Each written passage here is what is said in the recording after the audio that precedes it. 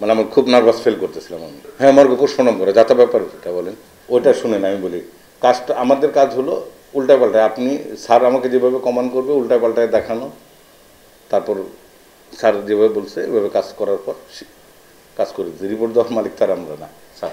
ওইটা আমার এত খেয়াল নেই, অনেকদিন আগের কথা তো। কিন্তু আমি যখন নিয়ে আসলো আমাকে ফোন করে, ওই আপনাদের মিডিয়ারই আমার খেয়াল নেই, উনি আমাকে ফোন করে মানে ওই সময় আইসাই বললো যে সালমান শাহ মারা গেছে।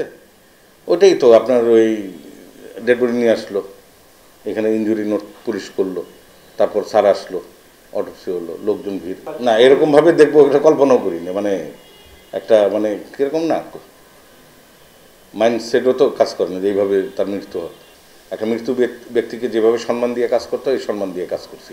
আমিও মারা যাব, এখানে যারাই মারা যায় আমাদের সবার মানে যারাই মৃত্যুগুলো আসে, মৃত্যু ডেড বডিগুলো আমাদের এখানে আসে, সবার জন্যই খারাপ লাগে।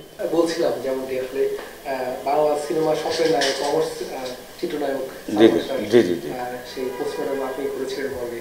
আমি এবং আমার স্যার ছিলেন জি জি মর্গ সহকারী হিসাবে আমি ছিলাম। আর সেই দিনকার এই বাংলার মানুষের আসলে যে তার এই নায়কের জন্য আসলে যে ক্রেজ ছিল বা তার ভক্তদের সেদিন জি জি মুহূর্তগুলো না আমাদেরও খারাপ লাগে। হ্যাঁ খারাপ লাগে, কেমন ছিল সেদিনকার চিত্রটা? হ্যাঁ আমাদেরও খারাপ লাগে। একটা উদয়মান এত ভালো একটা নায়ক এই অজরে ঝরে যাবে, আমাদেরও খারাপ লাগে। আর এখানে অনেক লোকজন ছিল, অনেক অনেক অনেক ফিল্ম ইন্ডাস্ট্রির ওই ওনাদের যারা এফডিসির অনেকে ছিলেন, অনেকে ছিলেন, এবং পাবলিক জনসাধারণ ভিড় একবার চতুর্দিকে লোকারণ্য। আচ্ছা, লাস্টটা ঠিক কখন নিয়ে আসা হয়েছিল? এবং ওইটা আমার এত খেয়াল নেই, অনেকদিন আগের কথা তো। কিন্তু আমি যখন নিয়ে আসলো আমাকে ফোন করে, ওই আপনাদের মিডিয়ারই আমার খেয়াল নেই, উনি আমাকে ফোন করে মানে ওই সময় আইসাই বললো যে সালমান শাহ মারা গেছে। আমার যতটুকু খেয়াল করে ওই দিন বন্ধের দিন ছিল, অফিস সরকারি ছুটি নাকি বন্ধ ছিল এরকম। মানে তারপর তো যা হবার, লোকজন একবার ভিড় হয়ে গেল, তারপর পুলিশের মাধ্যমে শ্রোতাল করলো, ডাক্তার সাহেব আসলো, কাজ হলো, বাস। আচ্ছা, এই যে যখন আপনি আপনারও বাংলাদেশের সব মানুষের আসলে প্রিয় নায়ক ছিলেন, অল্প সময়ে খুব জনপ্রিয়তা পেয়েছিলেন, সেই জায়গা থেকে আসলে আপনারও জি জি হ্যাঁ অবশ্যই। না না সবার নায়ককে না, শুধু আমার না, বাংলাদেশের সবারই প্রিয় নায়ক ছিল উনি। একজন ভালো অভিনেতা ছিলেন উনি। খারাপ লাগে চলে গেছে। না এরকম ভাবে দেখবো এটা কল্পনাও করি না। মানে একটা মানে কিরকম না মাইন্ডসেটও তো কাজ করে না যে এইভাবে তার মৃত্যু হয়। এবং আরেকটা বিষয় ছিল যে যখন নিয়ে আসলো আপনার ডাক্তার যিনি আসলে পোস্টমর্টম করলেন, আপনি পাশেই ছিলেন, তো সেই সময়টা আসলে না ওটা তো খারাপ লাগবেই। আর আসলে আরেকটা কথাই বলি আপনাকে, এখানে যারাই মারা যায় আমাদের সবার মানে যারাই মৃত্যুগুলো আসে, মৃত্যু ডেড বডিগুলো আমাদের এখানে আসে, সবার জন্যই খারাপ লাগে। কিন্তু একটু আবেগ তো হ্যাঁ অবশ্যই, হ্যাঁ এটা তো অবশ্যই। এত বড় একটা চিত্রনায়ক চলে গেছেন। বিজলি কেবলস এর স্কিন কোটেড ইনসুলেশন আগুন প্রতিরোধী। বিজলি কেবলস, নিরাপদ আজীবন। আচ্ছা, এই 29 বছর পর আবার আলোচনায় আবার তার মামলা। এটা তো তার মার মন তো ওনার ছেলে গেছে উনি বুঝে। এখন যেভাবে যাক, ওনার ছেলে গেছে উনি বুঝে, যার সন্তান। হ্যাঁ কেমন দেখেছিলেন আসলে সেদিন সালমান শাহ? ওটাই তো আপনার ওই ডেড বডি নিয়ে আসলো, এখানে ইনজুরি নোট পুলিশ করলো, তারপর স্যার আসলো, অটোপসি হলো, লোকজন ভিড়। খারাপ লাগে। কেমন পোশাক টোশাক ছিল ভাই? ওটা খেয়াল নেই, আমার মনে হয় গেঞ্জি আর কি জানি, আমার ওইটা খেয়াল নেই, অনেকদিনের পর ইয়ে তো। এটা নিয়ে আসলে যে এখন নতুন করে আবার এটা হত্যা মামলা হয়েছে, সেটা শুনেছেন? হ্যাঁ হ্যাঁ শুনছি। এই যে তখন তো আপনারা করেছেন, যে ডাক্তার পোস্টমর্টম করেছে তিনিও রিটায়ারে চলে গেছেন, আপনিও ছিলেন সব। ওইটা শুনেন, আমি বলি কাজটা আমাদের কাজ হলো উল্টাপাল্টায়, আপনি স্যার আমাকে যেভাবে কমান্ড করবে উল্টাপাল্টায় দেখানো, তারপর স্যার যেভাবে বলছে ওইভাবে কাজ করার পর কাজ করে দিই। রিপোর্ট দেওয়ার মালিক তার আমরা না স্যার। আমি তো বডি তো একেবারে দেখেছেন বা? হ্যাঁ ওটা তো ফ্রেশই দেখছি। জি মানে কোনো ধরনের কোনো, ওটা তো স্যাররা জানো, ওটা স্যারদের জিজ্ঞেস করবেন। যে আমরা এখানে একটা মাথায় রাখছি, রাষ্ট্র আইন এর স্বার্থে কাজ করা।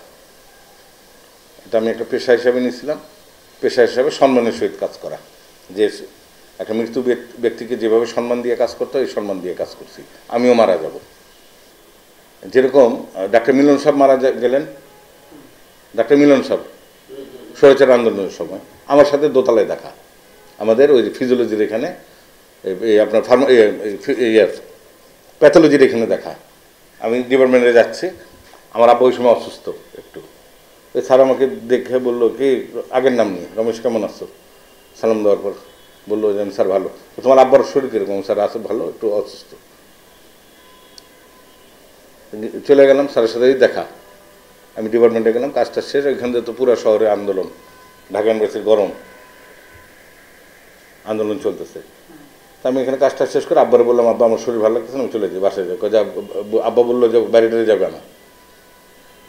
ওই সময় মানে একটু তো বুঝেনি, সবাই তো কম বেশি একটু থাকি রাজনীতি বা একটু ইয়ে থাকে। আব্বা বললো যে বাইরে যাবে না। আমি ঠিক আছে, আমি বাসায় গিয়ে খাওয়া দাওয়া করে শুয়েছি। তার কতক্ষণ পর আমাদের এখানে একজন কাজ করতো, উনি যে আমার ধাক্কা চাই, আগের নাম নেই রমেশ। আমি কি দিচ্ছে, মিলন সব তো মারা গেছে। মানে ওইটা মানে মানে একটা মানুষের সাথে দেখা হওয়া, হ্যাঁ দেখা হওয়া, তারপরে হ্যাঁ মর্গে পোস্টমর্টম করে, যাতা ব্যাপার এটা বলেন। হ্যাঁ কিন্তু আমি করি নাই, আমি সামনে ছিলাম। আমার লোক ওরা, মানে আমার খুব নার্ভাস ফিল করতেছিলাম আমি স্যারকে দেখে। হ্যাঁ না আমি ছিলাম, পোস্টমর্টমের সময় আমি ছিলাম ওখানে ছিলাম, কিন্তু মানে আমি ওই মানে আমার মাইন্ডসেটটা ওই সময় কাজ করতেছিল না যে আমি কাজ করব।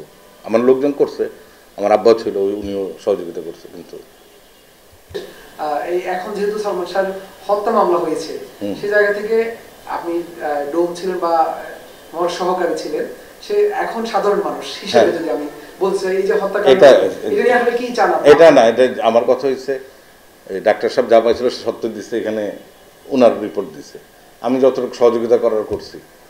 এখন তার মার মন, ওনার সন্তান গেছে, উনি বুঝে, ওনার তো আবেগের কাজ করবেই। দেখেন এখন পুলিশ এবং আপনারা সাংবাদিক যারা আছে তদন্ত করে দেখেন সত্য কোনটা।